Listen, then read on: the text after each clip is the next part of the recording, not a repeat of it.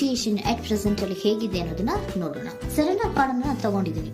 Surrender to prior ಅಂತ ಕೊಡ್ತಾ ಇದ್ದಾರೆ. ನೀವು ಪ್ರಯರಿನ ಕಡೆಗೆ ಹೆಚ್ಚು ಗಮನವನ್ನ ಕೊಡಿ, ಸ್ವಲ್ಪ ದೇವರ ಕಡೆಗೂ ಹೆಚ್ಚು ಗಮನವನ್ನ ಕೊಡ್ಬೇಕಾಗತ್ತೆ. ಯಾವಾಗ ನೀವು ದೇವರನ್ನ ತುಂಬ ಹೃದಯದಿಂದ ಪ್ರಾರ್ಥನೆಯನ್ನ ಮಾಡಿ ನನಗೆ ಸಹಾಯವನ್ನ ಮಾಡು ಅಂತ ಕೇಳ್ತಿರೋ, ಆಗ ಅದೆಲ್ಲ ಸಮಸ್ಯೆಗಳಿಂದ ನೀವು ಆಚೆ ಬರ್ತೀರಾ. ಮಾಡೋದ್ರಿಂದ, ದೇವರನ್ನ ನೀವು ಧ್ಯಾನ ಮಾಡೋದ್ರಿಂದ ನಿಮ್ಗೆ ಏನ್ ಸಿಗುತ್ತೆ, ಯಾವುದೇ ರೀತಿಯ ಗೊಂದಲಗಳಿಗೆ ಅಥವಾ ಯಾವುದೇ ರೀತಿಯ ಸಮಸ್ಯೆಗಳು ನಿಮ್ಮಲ್ಲಿ ಇದ್ರೂ ನಿಮ್ಮ ಲವ್ ಲೈಫಿನ ವಿಚಾರವಾಗಿ ನಿಮ್ಗೆ ಆನ್ಸರ್ಗಳು ಸಿಗುತ್ತೆ, ಮತ್ತೆ ಸಪೋರ್ಟ್ ಕೂಡ ನಿಮ್ಗೆ ದೇವ್ರ ಕಡೆಯಿಂದ ಸಿಗುತ್ತೆ ಅನ್ನುವಂತಹದ್ದು ನಿಮ್ಗೆ ಹೇಳ್ತಾ ಇದ್ದಾರೆ. ಅಟ್ ಪ್ರೆಸೆಂಟ್ ಅಲ್ಲಿ ಲವ್ ಸಿಚುಯೇಷನ್ ನಿಮ್ಗೆ ಬಾಟಮ್ ಆಫ್ ದ ಟಕ್ ಬಂದಿರುವಂತಹದ್ದು ರೆಫ್ಯೂಸಿಂಗ್ ಆಫರ್. ಯಾವುದೋ ಕೆಲವೊಂದು ನಿಮ್ಮ ಲವ್ ಲೈಫಿನ ವಿಚಾರವಾಗಿ ಆಫರ್ ಗಳನ್ನ ರೆಫ್ಯೂಸ್ ಮಾಡ್ತಾ ಇರುವಂತಹದ್ದು ಅಥವಾ ಮಿಸ್ಡ್ ಆಪರ್ಚುನಿಟಿ ಅನ್ನುವಂತಹದ್ದು ರೆಪ್ರೆಸೆಂಟ್ ಆಗ್ತಾ ಇದೆ. ಯಾಕೋ ನೀವು ಮಿಸ್ ಮಾಡ್ಕೋತಾ ಇದ್ದೀರಾ ಕೆಲವೊಂದು ಆಫರ್ಸ್ ಗಳನ್ನ ಅನ್ನುವಂಥದ್ದು ರೆಪ್ರೆಸೆಂಟ್ ಆಗ್ತಾ ಇದೆ. ಏನೋ ಒಂದು ರೀತಿಯ ಧ್ಯಾನ ಮಾಡ್ತಾ ಇರುವಂತದ್ದು, ಚಿಂತೆಯನ್ನ ಮಾಡ್ತಾ ಇರುವಂತದ್ದು ರೆಪ್ರೆಸೆಂಟ್ ಆಗ್ತದೆ. ಪಾಸ್ಟಿನಲ್ಲಿ ನಿಮ್ಮ ಲವ್ ಲೈಫಿನ ವಿಚಾರವಾಗಿ ಒಂದು ನ್ಯೂ ಐಡಿಯಾ ಇತ್ತು, ಏನೋ ಒಂದು ರೀತಿಯ ಹೊಸ ಹೊಸ ಐಡಿಯಾಗಳನ್ನ ಮಾಡ್ಕೊಂಡಿದ್ರಿ. ಲವ್ ಲೈಫಿನ ವಿಚಾರವಾಗಿ ನಿಮ್ಮ ಆಪರ್ಚುನಿಟಿ ಕೂಡ ಚೆನ್ನಾಗಿಯೇ ಇತ್ತು. ಆದ್ರೆ ನಿಮ್ಮ ಲವ್ ಲೈಫಿನ ವಿಚಾರದಲ್ಲಿ ಕಿಂಗ್ ಆಫ್ ಸೋರ್ಸ್, ನೀವೇನನ್ನ ನಿಮ್ಮ ಲವ್ ಲೈಫಿನ ವಿಚಾರವಾಗಿ ಏನನ್ನ ಎಕ್ಸ್ಪೆಕ್ಟ್ ಮಾಡಿದೀರಾ ಪಾಸ್ಟಿನಲ್ಲಿ ಅಂದ್ರೆ, ಲವ್ ಲೈಫಿನಲ್ಲಿ ಒಂದು ಕ್ಲಿಯರ್ ಇರಬೇಕು, ಕ್ಲಾರಿಟಿ ಇರಬೇಕು, ಮತ್ತೆ ಯಾವುದೇ ವಿಚಾರ ಕೂಡ ನಿಮ್ಮ ಲವ್ ಲೈಫಿನ ವಿಚಾರದಲ್ಲಿ ಮುಚ್ಚುಮರೆ ಅನ್ನೋದು ಇರಬಾರ್ದು. ಸ್ಪಷ್ಟವಾಗಿರ್ಬೇಕು, ಸ್ಪಷ್ಟವಾಗಿ ಹೇಳ್ಬೇಕು, ಏನ್ ಹೇಳ್ಬೇಕೋ ಅದು ಸ್ಪಷ್ಟವಾಗಿ ಹೇಳ್ಬೇಕು ಅನ್ನುವಂತಹದ್ದು ಎಕ್ಸ್ಪೆಕ್ಟ್ ಮಾಡುವಂತಹದ್ದು ಪ್ರೀತಿಯ ವಿಚಾರದಲ್ಲಿ. ಮತ್ತೆ ಕ್ಲಿಯರ್ ಆಗಿರ್ಬೇಕು. ಏನು ಅಂದ್ರೆ ನಿಮ್ಮ ಲವ್ ಲೈಫಿನಲ್ಲಿ ಒಂದು ಸ್ಟ್ರಾಂಗ್ ಆಗಿರ್ಬೇಕು, ಸ್ಟ್ರಾಂಗ್ ಬಾಂಡೇಜ್ ಇರಬೇಕು, ಮತ್ತೆ ಯಾವುದೇ ರೀತಿಯ ಚೈಲ್ಡಿಶ್ ಬಿಹೇವಿಯರ್ ಅನ್ನ ಮಾಡಬಾರ್ದು ಅನ್ನೋದು ಪಾಸ್ಟಿನಲ್ಲಿ ನೀವು ಎಕ್ಸ್ಪೆಕ್ಟ್ ಮಾಡಿರೋಂಥದ್ದು ರೆಪ್ರೆಸೆಂಟ್ ಆಗ್ತಾ ಇದೆ. ನೀವು ಅದೆಲ್ಲ ಎಕ್ಸ್ಪೆಕ್ಟ್ ಮಾಡಿದಾಗ ಯಾವಾಗ ನಿಮ್ಗೆ ಅದು ಸರಿ ಹೋಗಲ್ಲ ಅನಿಸ್ತೋ ಆಗ ನೀವು ಪ್ರೀತಿಯಿಂದ ಮುಂದೆ ಬಂದಿರುವಂತಹದ್ದು ಬಿಟ್ಟು ಮುಂದೆ ಬಂದಿರುವಂತಹದ್ದು ರೆಪ್ರೆಸೆಂಟ್ ಆಗ್ತದೆ. ಮೋಸ್ಟ್ ಪ್ರಾಬಬಲಿ ನಿಮ್ಮ ಕೆಲವೊಬ್ಬರಿಗೆ ಈಗ ಆಲ್ರೆಡಿ ಕೆಲವೊಂದು ರೀತಿಯ ಬ್ರೇಕಪ್ ಗಳು ಆಗಿರಬಹುದು, ಕಮ್ಯುನಿಕೇಶನ್ ಇಲ್ಲದೆ ಇರುವಂತಹದ್ದು ರೆಪ್ರೆಸೆಂಟ್ ಆಗ್ತಾ ಇದೆ. ಮೋಸ್ಟ್ ಪ್ರಾಬಬಲಿ ನೀವು ಇವಾಗ ಇಬ್ರು ಕೂಡ ನೀವು ಮಾತಾಡದೆ ಇರುವಂತಹದ್ದು ರೆಪ್ರೆಸೆಂಟ್ ಆಗ್ತಾ ಇದೆ. ಸೊ ಯಾವುದೇ ರೀತಿಯ ಕಾಂಟ್ಯಾಕ್ಟ್ ಅಲ್ಲಿ ಇಲ್ಲದೆ ಇರುವಂತಹದ್ದು ರೆಪ್ರೆಸೆಂಟ್ ಆಗ್ತಾ ಇದೆ. ನೋಡಿ, ಮುಂದೆ ಮುಂದೆ ಬರ್ತಾ ಇರುವಂತಹದ್ದು ರೆಪ್ರೆಸೆಂಟ್ ಆಗ್ತಾ ಇದೆ. ಯಾಕೋ ತುಂಬಾ ಬೇಜಾರಲ್ಲಿ ಇರುವಂತಹದ್ದು. ಪಾಸ್ಟಿನಲ್ಲಿ ಕೂಡ ನೀವು ಲವ್ ಲೈಫಿನ ವಿಚಾರವಾಗಿ ಕೆಲವೊಬ್ರು ಬೇಜಾರಲ್ಲಿ ಇರುವಂತಹದ್ದು ರೆಪ್ರೆಸೆಂಟ್ ಆಗ್ತಾ ಇದೆ. ಯಾಕೋ ಕ್ಲಾರಿಟಿ ಇಲ್ಲ, ಕ್ಲಿಯರ್ ಆಗಿರ್ಬೇಕು, ಸ್ಪಷ್ಟವಾಗಿರ್ಬೇಕು. ಏನ್ ಮಾತಾಡಿದ್ರು ಅದರಲ್ಲಿ ಯಾವುದೇ ರೀತಿಯ ಮುಚ್ಚುಮರೆ ಇರಬಾರ್ದು ಅನ್ನೋದು ನೀವು ಎಕ್ಸ್ಪೆಕ್ಟ್ ಮಾಡುವಂತಹದ್ದು.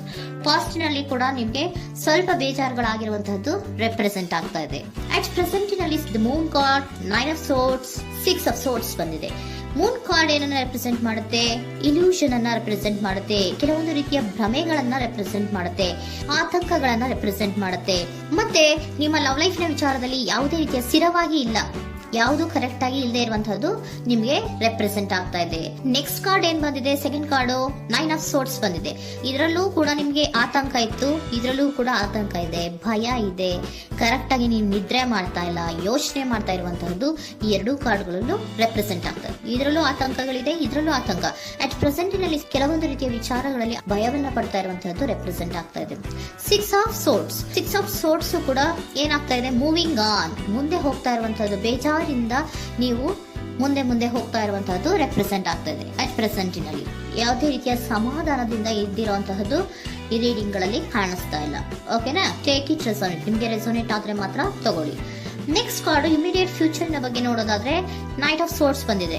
ಅಂದ್ರೆ ಈ ಕೆಲವು ಬೇಜಾರುಗಳಿಂದ ಏನ್ ಈ ಮೂವ್ ಆನ್ ಆಗ್ತಾ ಇದ್ದೀರಲ್ವಾ, ಕೆಲವೊಂದು ವಿಚಾರಗಳನ್ನ ಕ್ವಿಕ್ ಥಿಂಕಿಂಗ್ ಅನ್ನ ಮಾಡಿ ನೀವು ಮುಂದೆ ಬರುವಂತಹದ್ದು, ಕೆಲವೊಂದು ಆಕ್ಷನ್ಸ್ ಗಳನ್ನ ತಗೊಳ್ಳುವಂತಹದ್ದು ರೆಪ್ರೆಸೆಂಟ್ ಆಗ್ತಾ ಇದೆ. ನಿಮ್ಮ ಲವ್ ಲೈಫಿನ ವಿಚಾರವಾಗಿ ಕ್ವಿಕ್ ಥಿಂಕಿಂಗ್ ಅನ್ನ ಮಾಡಿ ಏನ್ ಮಾಡ್ಬೇಕು, ಹೇಗ್ ಮಾಡ್ಬೇಕು ಅಂತ ಕ್ವಿಕ್ ಥಿಂಕ್ ಅನ್ನ ಮಾಡಿ ನೀವು ಮುಂದೆ ಬರುವಂತಹದ್ದು, ಮತ್ತೆ ಕೆಲವೊಂದು ರೀತಿಯ ಆಕ್ಷನ್ ಗಳನ್ನ ತಗೋತಾ ಇರುವಂತಹದ್ದು ರೆಪ್ರೆಸೆಂಟ್ ಆಗ್ತಾ ಇದೆ.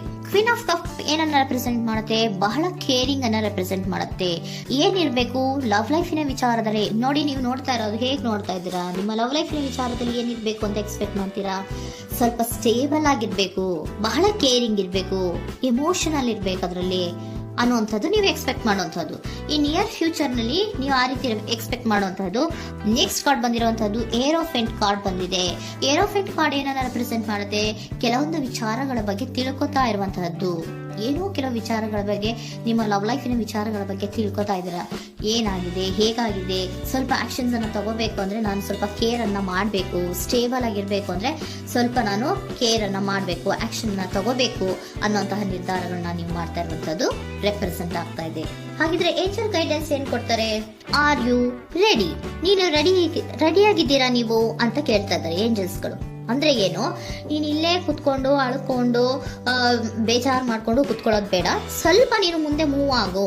ಅಲ್ಲಿರೋದ್ರಿಂದ ಏನು ಪ್ರಯೋಜನ ಇಲ್ಲ. Are you ready? ನೀವು ರೆಡಿ ಆಗಿದ್ದೀರಾ? With in the next few weeks, ಕೆಲವೊಂದು ವೀಕ್ಗಳಲ್ಲಿ, ಕೆಲವೊಂದು ವಾರಗಳಲ್ಲಿ ನೀವು ಏನಾಗ್ತೀರಾ?